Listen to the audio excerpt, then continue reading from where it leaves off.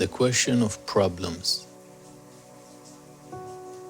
And I mean problems in life. We can all relate to it in one way or another,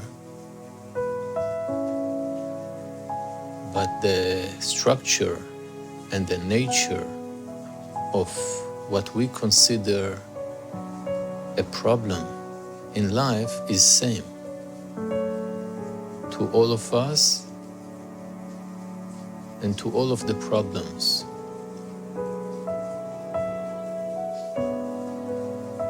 It seems that it is accepted that problem is something that need to be solved. It's a certain disorder that need to come to order. And that makes sense, or we can relate to it. The question is, what makes disorder,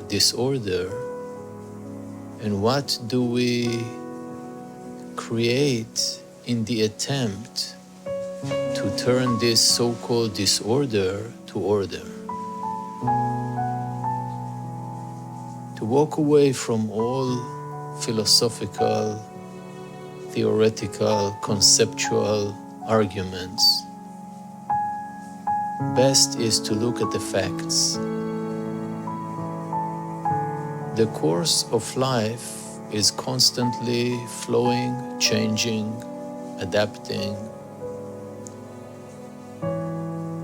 And there is an assumption very deeply rooted in us that we can recognize and appreciate the quality of the flow which we relate to order.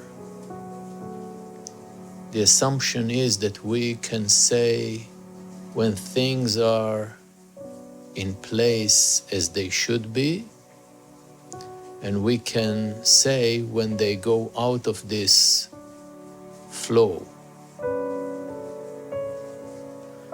But this needs to be questioned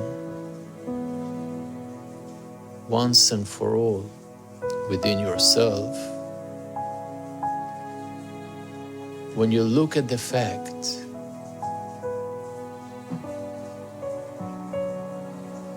what is a flow in life? All is subjective. You have a preference for things to be in a certain way. Someone else has a different preference.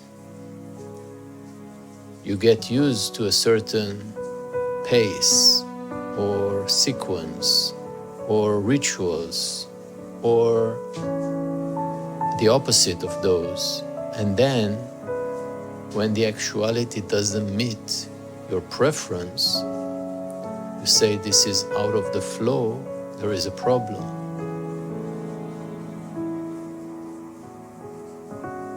Maybe preference is the problem?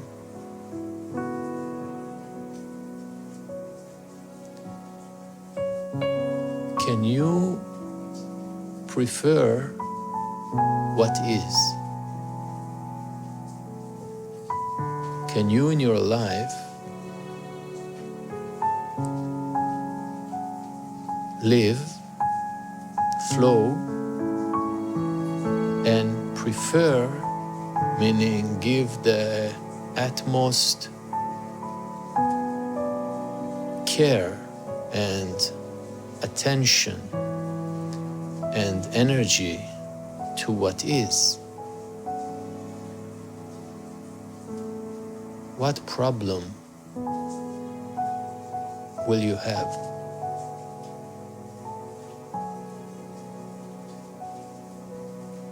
So all sound quite intuitive.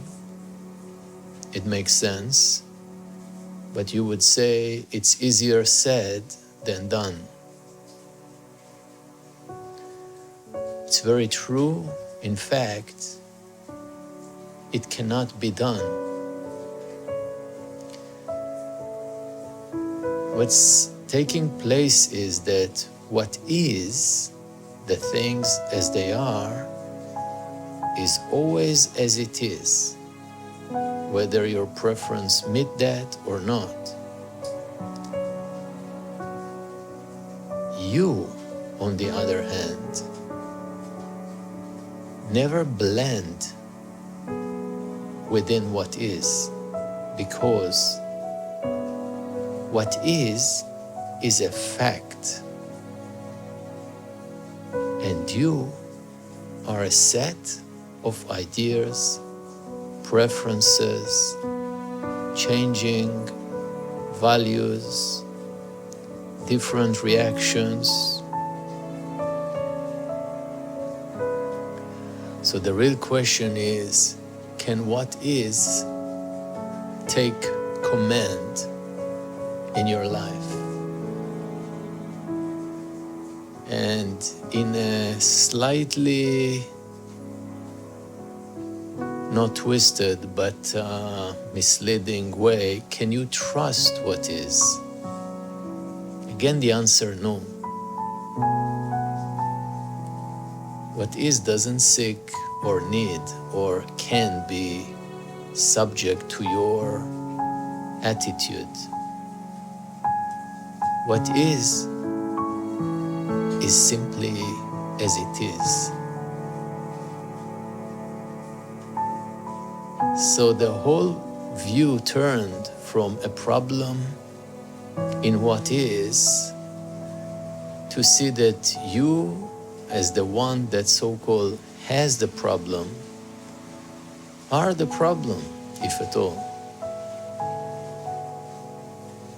But then you don't need to go far to see that you are part of what is, with all your complications, with all your contradictions, with all your paradoxical existence. You are part of what is. You are a fact in that sense. Only that there need to be a very clear and direct encounter with the nature of yourself, with the elusive, unfactual nature of the self that claim to prefer a certain flow.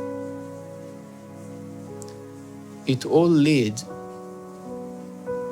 to the edge of the mind, the cliff of the mind, I like to call it, where you, as the one that try to solve problems, that raise flags about problems and so on,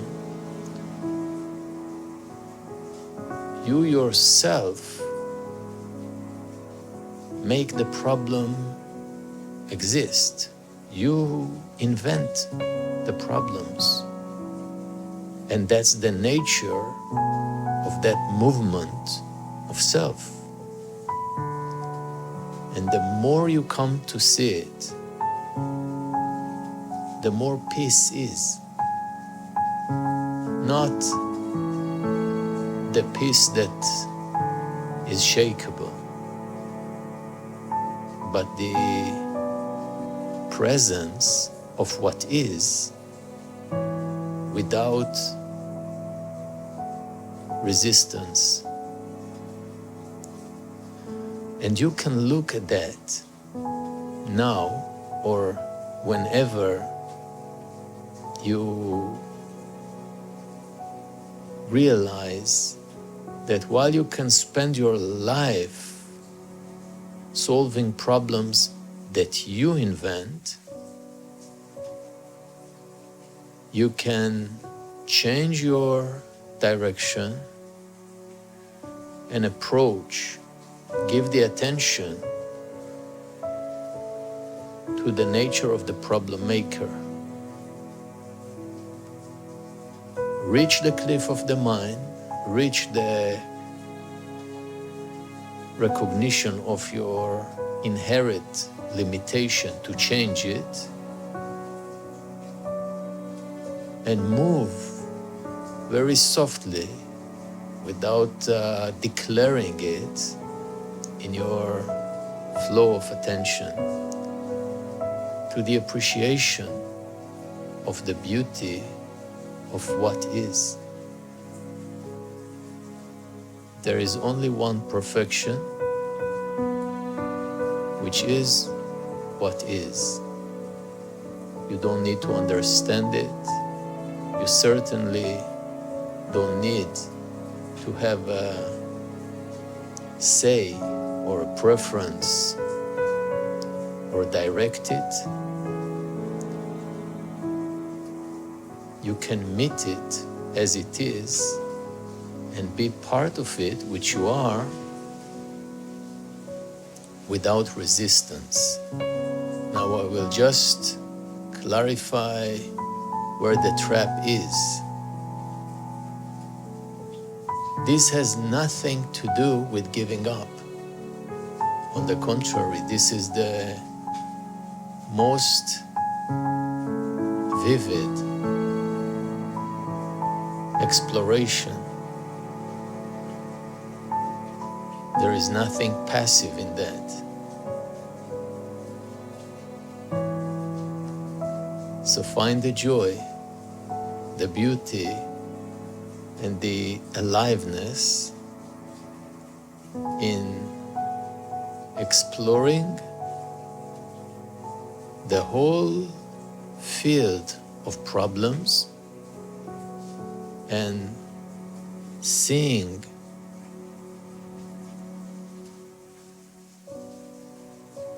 the nature of it and the nature of you in regard to it.